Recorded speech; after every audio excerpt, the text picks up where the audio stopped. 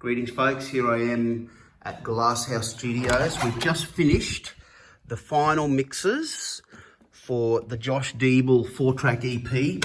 We did 5 days of tracking and mixing last week and we've just finished off the mixing today. Welcome Josh, how are you? Very good. Josh, it has been an absolute privilege to have you here at Glasshouse Studios. Thanks for having me. I'm just going to duck out here and show people the beautiful, there's the mountain, can't really see it, Mount Nungun out the back there. It's a beautiful part of the world, and here we are, just, this is the hangout area in the garden. Josh, Cigarettes the out smoking here. area, yes. Look, thanks so much for choosing Glasshouse Studios. I just wanted to ask you a couple of questions. Certainly. First of all, are you okay if I put this on YouTube? Yes. Great. So, look, let's just start at the beginning. So you turned up here with 4 songs. Just explain the process. You know what?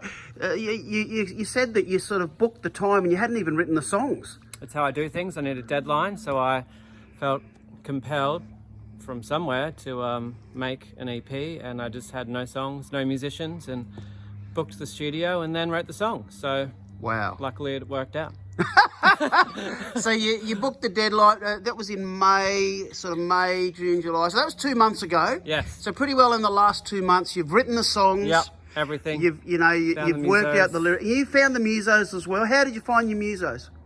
They're really just people I've worked with before on previous projects, but yeah, people from around that I've worked with over the years. So your drummer was Jared. Just so you know, Jared's actually a relative. Just tell me a little bit about Jared. Where he came from? He actually flew up, didn't he? Yeah, he did. He came from Parkes, New South Wales. And what's his name? Jared Lee. And so he's been part of quite a high-end band in the past? Yeah, he played in his family band, the Lees, yeah. Okay. A few Bill Chambers produced records. Yes. Yes. Fantastic. And so He's got his own kind of like loose country style, but it's pretty rocking. You'll hear it. What he played suited your productions just beautifully. And you'd worked with Michael, the guitarist, and Pete, the bass player, before? Not Pete, but Michael, yes. Okay, And yes. Michael dragged Pete along, so that was great because he's an awesome bass player. And tell me about Tiana. Tiana, that is just a random reach out on Instagram and finding local artists, so it worked out. Amazing, Yeah. amazing. Look, you know, thank you firstly for just choosing to come and record here and to allow me the privilege of capturing your art. 4 amazing songs. And secondly, thank you for being open to my suggestions and ideas. That's okay. I'm much more open in my 30s. In my 20s, I would have had nothing to do with it. And especially thank you for letting me play Hammond organ and grand piano on your songs. That was wonderful. I felt I could really get a hold of them. How did you find my playing on your songs? Very, very tasteful. Just kind of tinkered and played where you needed to, but kept the whole thing moving forward and supporting the song. And sonically, how's been the tracking? You know, the drums at 6-string and then all the other elements here. Sonically, how's the sound been, did you think? Very lush, yeah. I'm loving the sound. You'll all hear it, hopefully. Go and listen.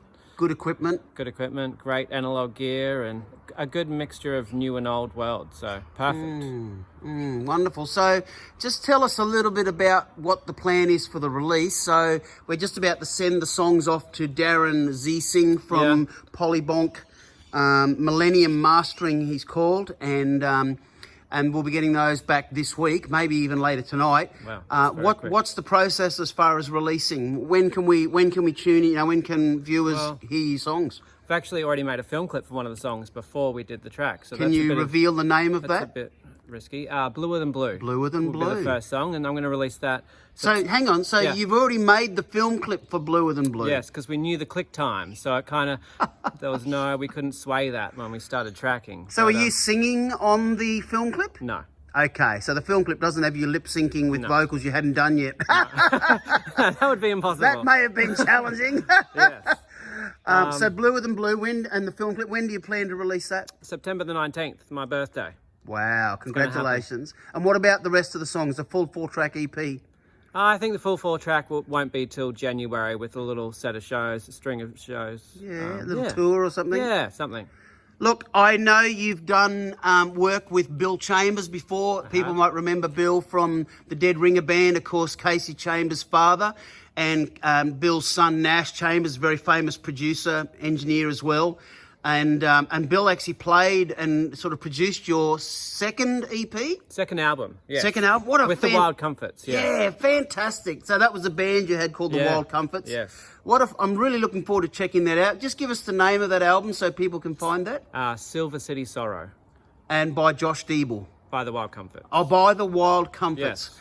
And so the first album you did with Joel Saunders, who was right. also quite a high-end guy. Tell us about that album. I think his studio was called Elements of Sound. Okay. And that was just basically when I started playing music. And we went into the studio as like not a band, and then everyone came out of it as a band together. So, wow. Yeah. And cool. so how do we find that album? It's on Bandcamp. And what's that called? It's just self-titled, actually. How do they find it? It's just Josh Deeble? The Wild Comforts, actually. Oh, it's the Wild Comforts. Yeah. So both the first two albums were done as the Wild Comforts. Yes. How are you releasing this EP? As Josh Deeble. Okay. I'm breaking free. He's breaking out on his own. Well, look, Josh, it has been absolutely fantastic, you know, having you here. A real privilege. And here. Your music just is fantastic. It's very, you know, I've sort of called your style folk rock. Cool. But it's very crossover, and you know, you're a very strong lyricist. You've got great lyrics and great, you know, what's that term you use where, you know, not analogies, it's metaphors. Metaphors, yes. You know, you use a lot of powerful metaphors. Very clever songwriter, very clever lyricist, lovely melodies, and you know, I'm quite impressed with your writing and the way you use your chords, and just fantastic. I'm just actually gushing about the EP. We've just had a listen in the car, and it's not mastered yet, and it just sounds incredible. I'm very, very proud of it, very happy with the result. Really, for, you know, everyone's tracked on their own separately. It wasn't played. The last two albums you did as a band, yes. Playing live, whereas this was multi-tracked. Everyone played separately, but it really sounds very together.